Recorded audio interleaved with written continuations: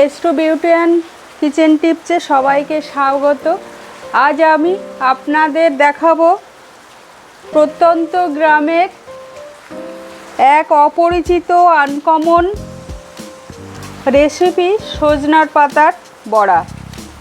এই সজনার পাতার একেবারে অপরিচিত এই গ্রাম্য রেসিপি সজনার পাতার বড়া কি করে বানাবেন চলুন তাহলে দেখে নেওয়া যাক। আর এই কাসুন্দি দিয়ে সজনার পাতার বড়া অপূর্ব স্বাদ হয়, চলুন দেখে নিই। সবুজ সবজির একটা রেসিপি আপনাদের দেখাবো। এই ডাঁটা থেকে পাতাগুলো সব ছাড়িয়ে নিয়েছি, দেখুন এই সজনার পাতাগুলো সব ছাড়িয়ে নিয়েছি।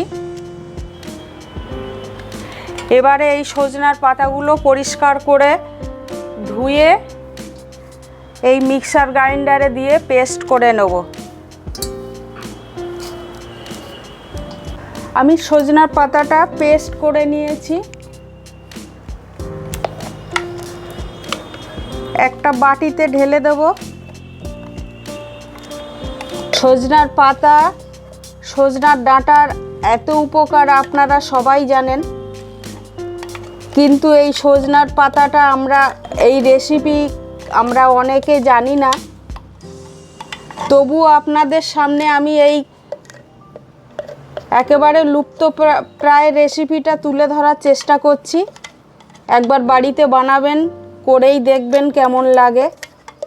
দেখুন কি সুন্দর পেস্ট করে নিয়েছি এবং সবুজ। আমি 4 পিস কাঁচা লঙ্কা কুচি নিয়েছি, কুচি করে হাফ দিয়ে দিলাম। হাফ চামচ লবণ নিয়েছি, দিয়ে দিলাম।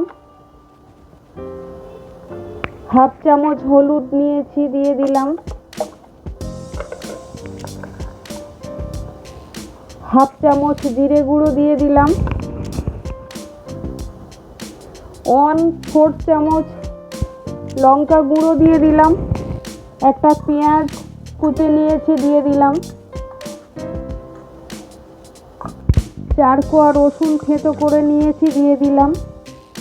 হাফ চামচ চাট মশলা দিয়ে দিলাম। যেহেতু এই সজনার পাতাটা একটু গন্ধ হবে, সবুজ গন্ধ, সজনার পাতার গন্ধ, তাই আমি এই চাট মশলাটা দিয়ে দিলাম।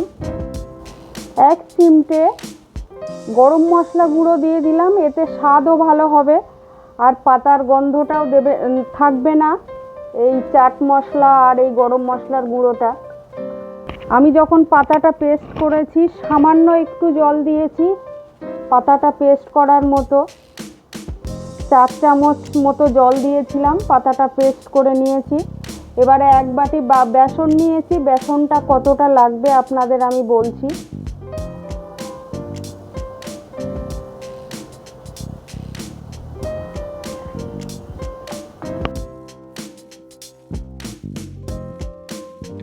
কোনো জল ব্যবহার করব না।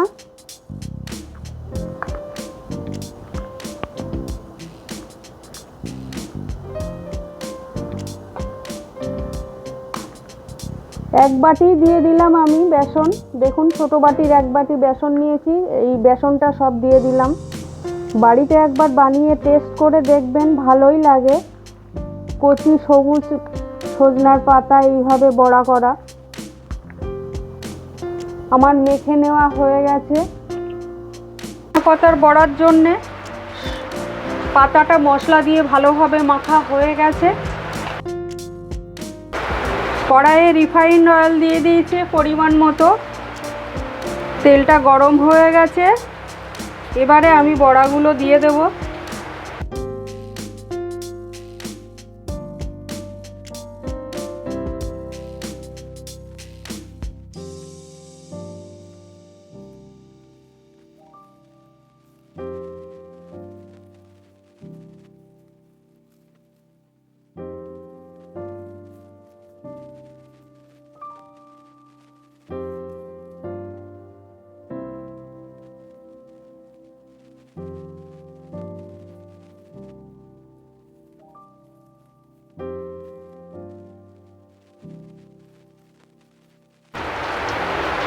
আপনারা বাড়িতেও বানাবেন, আমারও এই প্রথম। বাড়িতে বানিয়ে কমেন্ট করে আমাকে জানাবেন।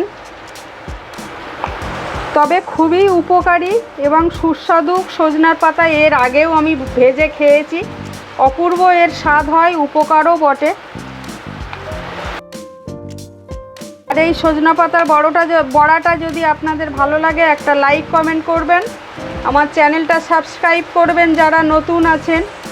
এই একটা নতুন ধরনের রেসিপি দেখার জন্য আপনাদের অনেক ধন্যবাদ। দেখুন আমি আস্তে আস্তে বড়াগুলো অপর পিঠে দিয়ে দিচ্ছি।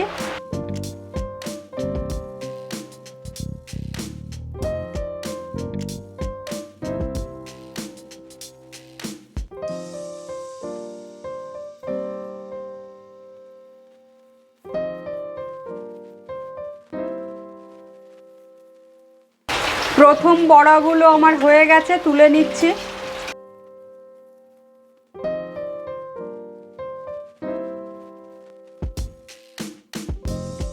সজনা পাতার বড়া রেসিপিটা আপনাদের কাছে আবারও অনুরোধ করছি, বাড়িতে একবার বানাবেন।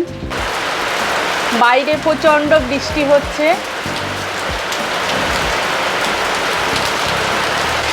দেখুন সব বড়াগুলো আমার ভাজা হয়ে গেছে। এই দেখুন। আপনারা সবাই সুস্থ থাকবেন, ভালো থাকবেন।